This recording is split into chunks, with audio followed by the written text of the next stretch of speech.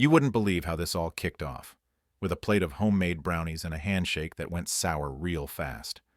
I mean, here I was, Tom Harlan, a 55-year-old retired petroleum engineer, fresh off buying this 50-acre spread out in Silver Creek, Texas, just craving some quiet after years of rig noise and deadlines, thinking I'd finally found my slice of heaven with a crystal-clear pond fed by an underground spring, a few horses, some chickens, my loyal mutt buddy, and my late uncle's rusty old canoe. But nope.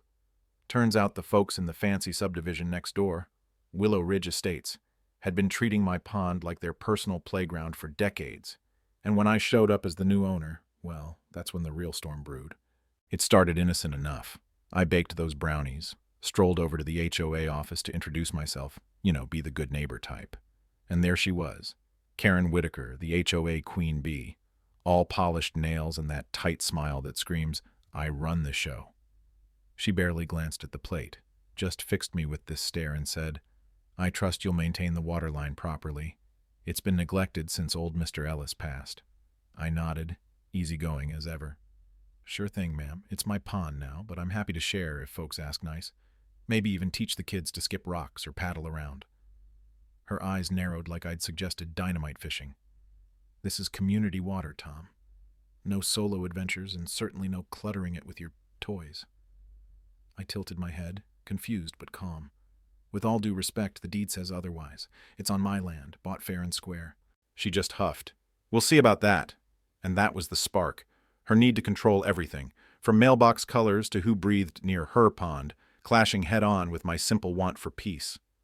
Things escalated quick after that. My no trespassing signs vanished overnight. A couple of rowdy teens from the subdivision cannonballed off my rickety pier and scattered when I hollered. Then some HOA goon showed up with a chainsaw claiming rights to trim my oaks because they shaded the view. I didn't bite back, just mailed them a polite letter with photocopies of my property survey, the title clear as day showing the pond smack in the middle of my acres. But crickets, no reply. Like they figured ignoring me would make me vanish. Then came the Saturday blowout. I wake to laughter and grill smoke wafting over, peek out and see a full-blown picnic on my shoreline, folding tables groaning with potato salad, speakers blasting country tunes, folks splashing in my water with inner tubes like it was a public park. I ambled down, hands in pockets. "Hey folks, this is private land. Love the vibe. But you'll need to pack up. I can't have liability if someone twists an ankle." Murmurs rippled. A few nodded apologetically, but then Karen swooped in like a hawk, arms crossed. "Tom, this pond's been ours for years. Your so-called ownership is disrupting tradition, and frankly, it's selfish." I kept my cool. Tradition's fine, but law's law. I paid for this, and without permission, it's trespassing. Her face twisted. "You'll regret this." And sure enough, the next dawn, my shed's door was jimmied open, paddles snapped, Uncle's tackle box smashed to bits, and Willow Ridge Only scrawled in neon spray paint across the wall. Pure spite, born from her fear of losing that iron grip on the neighborhood. I could have raged, but nah, that's not me. Instead, I slapped up some trail cams, figuring evidence beats yelling any day. A couple weeks later, I finally took the canoe out at sunrise. Buddy curled at my feet, line in the water, just soaking in the quiet ripples and bird calls. Pure bliss, until Karen appeared on the bank, red-faced, phone glued to her ear, screeching into it. "Officer, we've got a trespasser on community property. Get here now." Sirens wailed up minutes later. This burly cop, Officer Jenkins, stepping out all official. "Sir, you're on restricted water. Step ashore." I chuckled softly, not mad, just baffled. "Officer, this is my pond. House is right yonder. Deeds in the glove box if you need." He scratched his head. "Proof?" Karen butted in, triumphant. "We warned you, Tom. You can't hog our oasis." I didn't flinch, just dialed my buddy Mike. The realtor who'd hooked me up with the ranch whispered, "Quick, who owns that slip where they launch their fancy speedboats?" Turns out, it was a floundering outfit fed up with HOA nitpicking. Lease expiring. Bam! I wired a cash offer, owned the whole dock by dusk, their party spot now mine. But I kept mum, watching from afar as confusion brewed on their faces. She couldn't let it slide, though. Next morning, Karen stormed back, crowbar in hand, beelining for my shed like a woman possessed. I bolted from the pier, heart pounding. "Buddy!" as she pried the door with a grunt, the wood splintering, my dog yelping inside. I burst in just as she raised that bar, Buddy darting between her legs into my arms, trembling. What the hell, Karen? This is breaking and entering. Cameras caught it all. She whirled, hair wild, breathing ragged. This is our access. You think you can fence us out after we've cherished this for generations? I stroked Buddy's fur, voice steady but edged. Cherished? You vandalized my gear, scared my dog. Get off my land before I press charges. She sneered. Go ahead, call the cops. See if they side with a loner rancher over a respected HOA with deep pockets. That lit the fuse in me, not anger but resolve. Her motive crystal now, clinging to that petty throne, manipulating neighbors with lies about community heritage to mask her power trip. That's when I shifted gears. No more playing defense. I gated the slip that night, slapped on fresh signs, even repainted the pier in bold blue with Private Harlan Ranch, stenciled big. HOA brass showed up furious. First Doug the bean counter, then their chatty secretary, and finally Karen rattling the bars like a caged bobcat. You can't lock us out! This is war! I lounged on a stump, lemonade in hand, smirking behind shades. War? Nah, just enforcing what's mine. You're the ones who started with spray cans and crowbars. Sent them a lawyer's letter too, videos attached, every trespass time-stamped. It stung, especially when their big July bash hit the wall, families toting coolers only to face my hired guard, polite but firm. Sorry, ma'am, permission required. Karen exploded.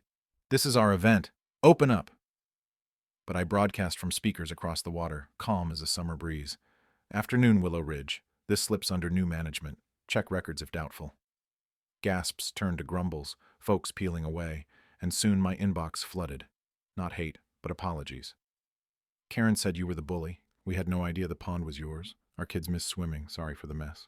Her grip slipped further when she dumped those stinking carp on my grass at 2 a.m. Note reading, back off, cowboy. Night vision cams nailed her, headlamp bobbing, SUV plates clear as day.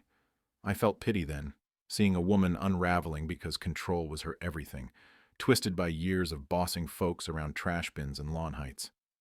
Didn't call the law yet. Instead, I threw a lakeside meetup. Flyers to every door. Free burgers, truth session. Crowd gathered, munching as I laid it out. Deeds projected, maps unrolled, audio of her threats, video of the fish dump playing silent but damning. A mom stood, voice quivering. Karen, you swore he faked those papers. You dragged us into this. Another hollered. You blew our dues on lawyers. Karen bolted, face ashen, no retort left. Her web of manipulation crumbling under the weight of exposed greed. But Doug, her shadow, couldn't stomach the fall. 2 dawns later, acrid smoke yanked me from sleep, Buddy barking frantic. I raced out shirtless, extinguisher in grip, to find my pier ablaze, flames licking the water like hungry tongues. Fire crew confirmed arson, gas-soaked boards. Doug even filed a report blaming me for insurance scam, classic deflection from a yes-man desperate to salvage his slice of authority. But my cams caught him too, glasses glinting in moonlight, can in hand, showed it at another gathering, projector flickering as the crowd gasped. Doug, you torched it, he stammered. Fake, edited, before fleeing through the brush, arrested by noon for fraud and flames, his quiet envy boiling over into stupidity. The real twist? Karen's endgame, a lawsuit slapping eminent domain, claiming public legacy to seize my pond, backed by slick attorneys twisting history to paint me the villain-blocking neighborhood joy. Motive dug deep. Her ego bruised, she allied with Summit land developers, plotting to flip the whole area into condos and cafes. My ranch the crown jewel they'd pressure me to sell. Leaked plans hit my email. My pond circled for a yacht club. Bribes hinted in fine print. I countered hard, suing for deceit, videos and emails as ammo. Media swarmed, headlines screaming, Rancher versus HOA Goliath. Folks rallying with stories of their own bully boards. Council hearing sealed it. I stood simple, folder in hand. Bought clean, no liens. They've harassed, lied, burned. Protecting mine ain't greed. Karen flailed. He's killing our spirit. But the gavel fell my way, rights revoked, her mask shattered. Yet desperation peaked. Anonymous threats, photos of my place, even my cousin's cabin. Note snarling, sell or shatter. Then Buddy vanished.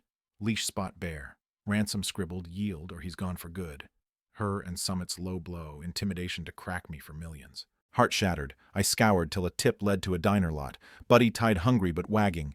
Feds rolled in on fraud leads from their grants, raiding offices, nabbing Karen for kickbacks disguised as fees. Summit crumbled, stocks tanking, HOA dissolved, frozen funds, board ousted. In the end, I scooped their slip cheap, raised the snobby signs, opened a free community pier. No fees, no fuss, just folks fishing under open skies. Opening day buzzed with laughter, pies handed over with thanks. You fought for us all. Sitting there now with Buddy, sunset painting the water gold, I ponder. Did I go too far, or was it justice served? What do you think? Was Karen a villain, or just misguided, power corrupted? Drop a comment below, share your HOA horror, or if you'd have handled it different. Hit like if this resonates. Subscribe for more real talk tales. Let's chat about where lines get drawn in these neighborhood wars.